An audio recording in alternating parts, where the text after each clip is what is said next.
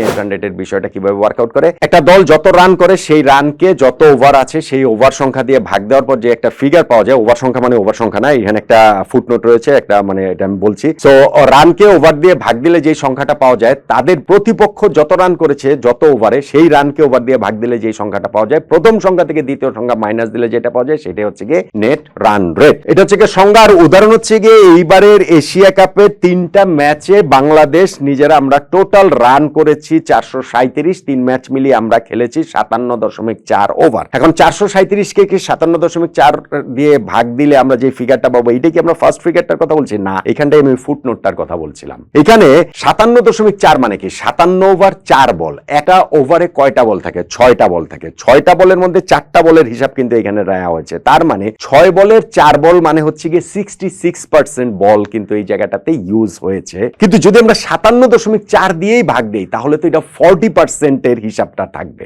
অঙ্কের হিসাবে 40% হিসাব থাকবে না। 57 প্লাস 40% মানে 58 40% এই জায়গাটাতে, মানে এই শতাংশটা এই জায়গাটাতে আমাদের রয়েছে। ফলে এইখানটাতে যে মোট রান আমরা করেছি 3 ম্যাচ মিলে 437 কে, সেইটাকে মোট ওভার 57.4 দিয়ে ভাগ দিলে হবে না, ভাগ দিতে হবে 57.66 দিয়ে। তখন আমরা একটা ফিগার পাবো 7.579। আর আমাদের প্রতিপক্ষ 3 ম্যাচ মিলে রান করেছে 429, 54.4 ওভারে। সেই 429 কে 54.66 দিয়ে ভাগ দিব ওই একই কারণে। এইখানটাতে আমরা সংখ্যা পাবো 7.849। সো প্রথম সংখ্যা থেকে দ্বিতীয় সংখ্যা মাইনাস করতে হবে 7.579 থেকে 7.849, তাহলে যে সংখ্যাটা পাবো -0.270। এটাই হচ্ছে কি বাংলাদেশের net run rate. Net run rate হিসাবটা তো বুঝে গেছেন, আমি সঙ্গে বুঝেছি। আমার মনে হয় যে এই জিনিসটা আসলে খুবই ক্লিয়ার, এটা নিয়ে খুব একটা জটিল, ওই ওভারের হিসাবটাতে অনেকে জটিলতার জায়গাটা তৈরি করে ফেলেন।